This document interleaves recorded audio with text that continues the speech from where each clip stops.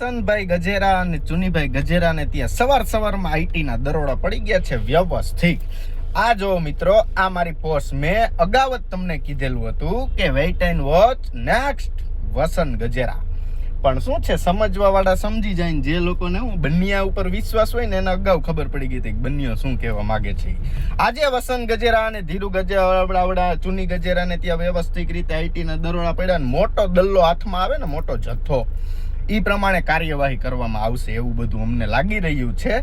એટલા માટે અમે વ્યવસ્થિત પહેલા કીધું હતું. થોડાક હું તમને ભૂતકાળમાં લઈ જાઉં. મઢી ગામની એક વિધવા સ્ત્રીએ 12 વર્ષ સુધી કોર્ટમાં લડાઈ લડી અને છેલ્લે સુપ્રીમ કોર્ટે વસંત ગજેરા ઉપર 90 કરોડના જમીન વિવાદ બાબતે એફઆઈઆર દાખલ કરવા માટે સૂચના આપવામાં આવી.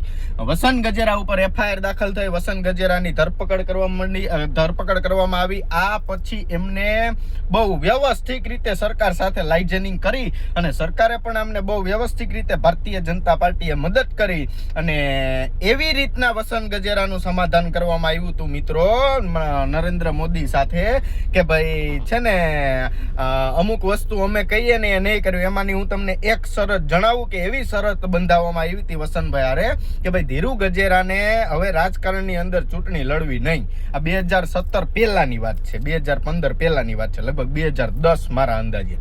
આવું બધું સરકારની અંદર લાઇઝનિંગ થયું હતું. વસંત ગજેરાને છાનુમુનું બેસવાનું, ધીરુ ગજેરાને છાનુમુનું બેસવાનું અને ચુની ગજેરાને છાનુમુનું બેસવાનું. આવી બધી શરતો ભારતીય જનતા પાર્ટી હારે થઈ હતી. એમાંની એક શરત ભંગ અને આની જવાબદારી લીધી હતી વસંતભાઈ, બરોબર. પણ 2017 ની ચૂંટણી ધીરુભાઈ ગજેરા લડ્યા ધારાસભા, એટલે શરતનો થઈ ગયો ભંગ અને ભારતીય જનતા પાર્ટી અને માનનીય શ્રી નરેન્દ્રભાઈ મોદીના દિમાગમાં આ ગજેરા બંધુઓ આવી ગયા હતા, બરોબર. આ એમનો પહેલો ઝટકો છે. રામજી કૃપા રો હાઉસનું કાંડ બતાવશું. પંજાબ નેશનલ બેંક સાથે કરેલા કૌભાંડ એક છે જેમાં મેહુલ ચોકસી સાથે માનનીય શ્રી વસંતભાઈ ગજેરા જોડાયેલા છે, ઈ કાંડ આપણે બતાવશું. ડીડીના મેડિકલનું કૌભાંડ, પછી ડીએલએસએસ ના શિક્ષકોનું કૌભાંડ, આ બધું કૌભાંડ અમે તમને બતાવશું. પછી મહિલા કોલેજ ડીપી રોડ ઉપરથી મહિલા કોલેજ બની ને ત્યાંથી ડીપી રોડ પસાર થાય છે, ઈ કઈ રીતનું શું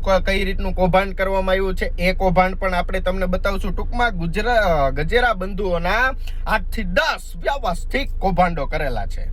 હા, બનુડાની માતા એવું કહે છે, બનુડાની માતા એવું કહે છે કે વિધવા સ્ત્રીને પજેવીને 12 વર્ણના વાણા વીતી ગયા. સુપ્રીમ કોર્ટે ફરિયાદ કરવામાં આવી અને તમારા બધાની ત્યાંથી પડતી ચાલુ થઈ, તમારા બધાના ઘરની અંદરથી માતા હટી ગઈ અને આ તમારો વાક અને આ ગુનો. ઈ બાઈ રોય, ઈ બાઈના આહુડા પડ્યા અને આહુડા માતા આવી, બરોબર ને. એટલે ઘણું બધું બતાવવાનું બાકી છે. મારું કામ છે એકવાર પોસ્ટ મૂકું એટલે એનો વિડીયો આવે જ, વાર લાગે, વહેલો આવી જાય. થોડીક પદ્ધતિ ચાલતી હોય, થોડું બેકગ્રાઉન્ડ ચાલતું હોય, બરોબર.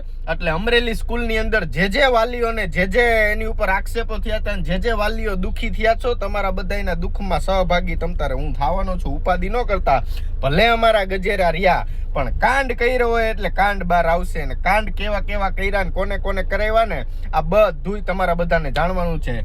થઈ જાજે ડોલરિયા તૈયાર, તારી જાને જોડાય છે, બરોબર. હું ઓફિશિયલ રાહ જોઉં છું. બહાર પડે ને પછી આપણે ફટાકડા ફોડશું અને દૂધથી નાવાનું છે.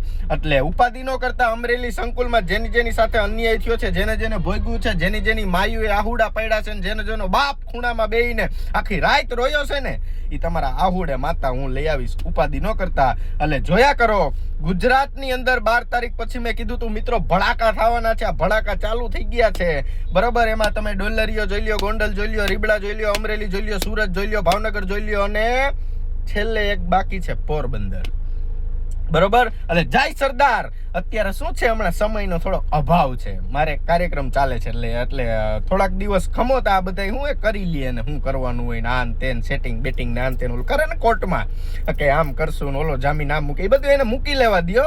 ચાર્જશીટ આપણે રજૂ કરશું. જય સરદાર, જય પાટીદાર.